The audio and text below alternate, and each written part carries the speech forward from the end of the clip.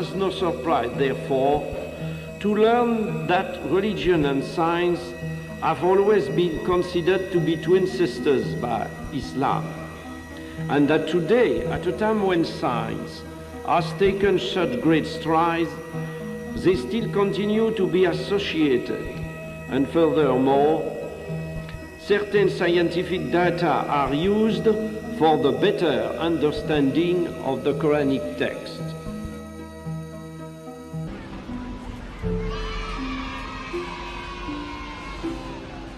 In 1935, I was 15 in a Christian college, and at that time, very important discoveries of necessarily human paintings in caverns in the south of Spain were made, and the specialists said, very likely, these paintings date back to about 15,000 years from now.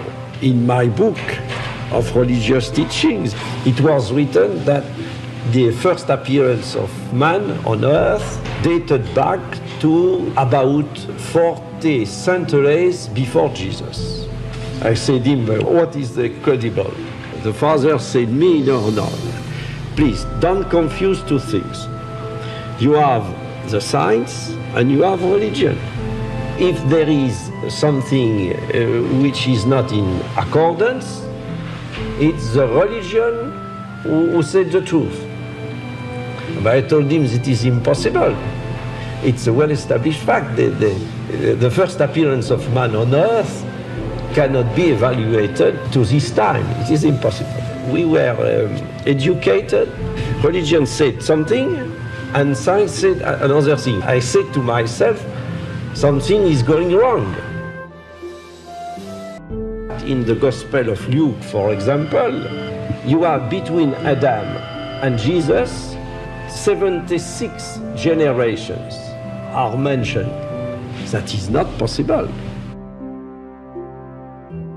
Exegetes in Christian or Jewish communities think that the religious teachings were inspired to the author of the Bible, but considering the things which are not religious teachings, it's a fact that they wrote according to the ideas, superstition, myth of their time. When I was at that time in approximately in the 40s, received Muslim patients in Paris, and when I had the opportunity to speak with many of them concerning their religion. For me, originally, I thought that the Quran was the work of a man. I took the decision to learn Arabic in Paris.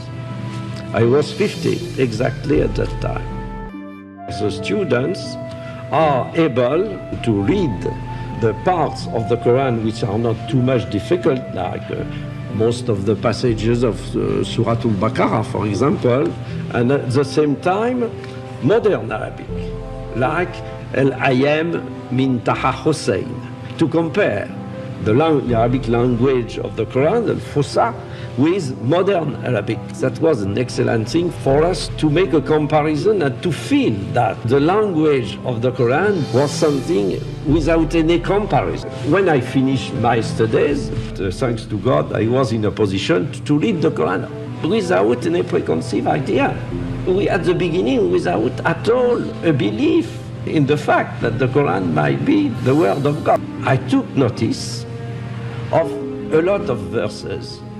At the end, that was approximately between 150 and 200 verses, and gathered all these verses by discipline, by chapters, and I was extremely embarrassed. I said to myself, but it appears to me that it is impossible, considering what was the history of sciences, that a man who have written that almost 14 centuries ago.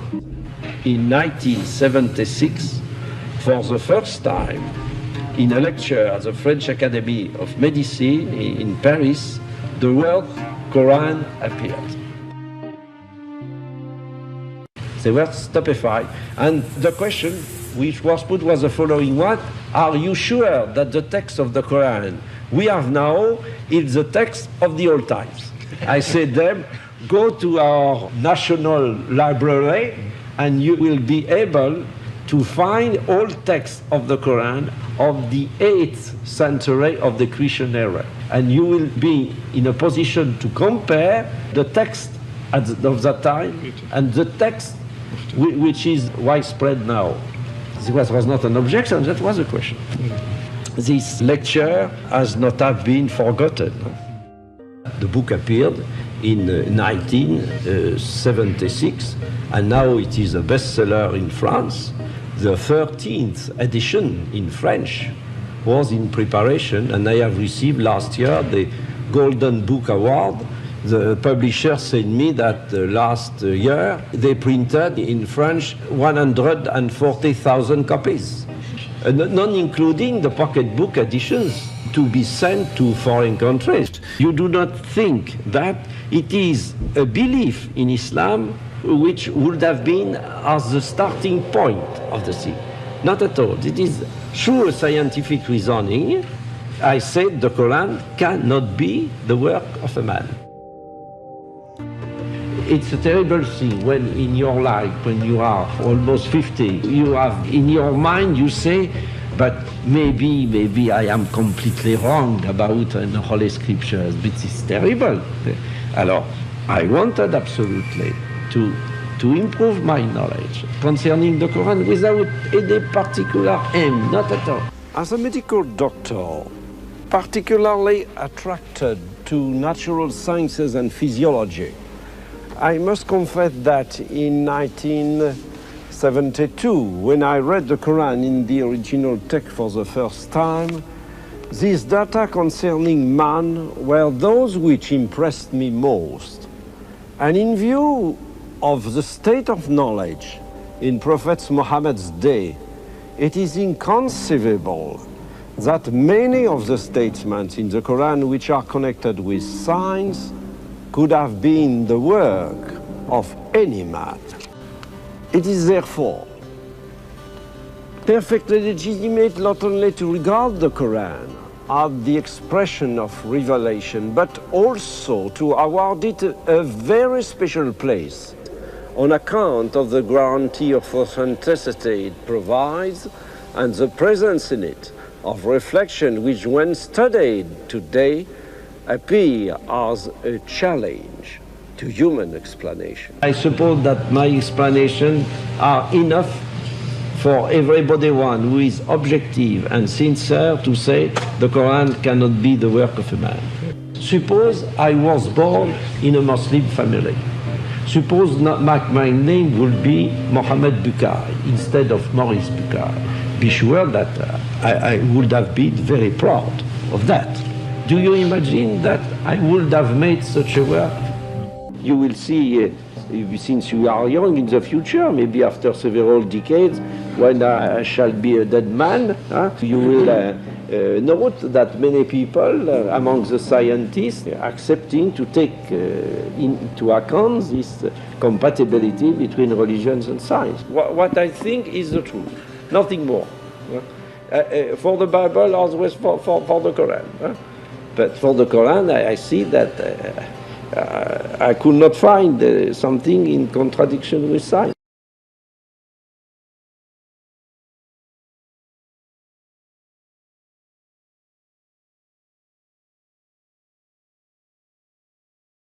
Haman 6 times appeared in the Quran.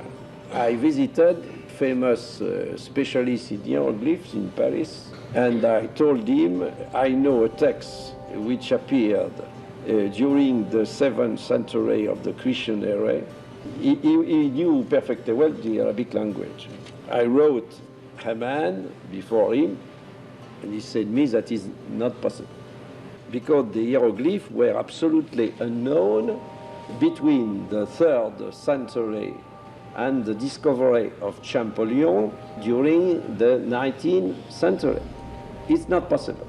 I told him, yes, it's not possible, but maybe you will have another opinion when you will see this Arabic text. What it is, this text? I told him, I want to, at first, that you tell me the meaning of Haman in hieroglyph. I said, Haman is a family name of the New Kingdom, and if you consult to the library of the Collège de France, the famous dictionary of the family name of the New Kingdom by a German author whose name is Ranke, you might find Haman. And he said me, I do not remember exactly what was the profession of Haman, but the profession of Haman is indicated in this dictionary. I went to the library, and in the dictionary it was written, Haman, a director of the workers in quarries. That is to say, the man who was building with stones, of course, because at that time the great monuments were built with stone, not at all with wood. And so that you have in this dictionary of the hieroglyphic name the name of Haman, to whom the Pharaoh said, build a tower. And when I came back to this professor, this expert, and I said to him, have a look, and I opened the Quran before him, he was stupefied without any voice. I told him, like the Bible preserved the name of Ramesses, the Quran preserved the name of Haman. He was stupefied and he was without voice, and he said, maybe we might write something about that in the future, and unfortunately, 6 months later, he died.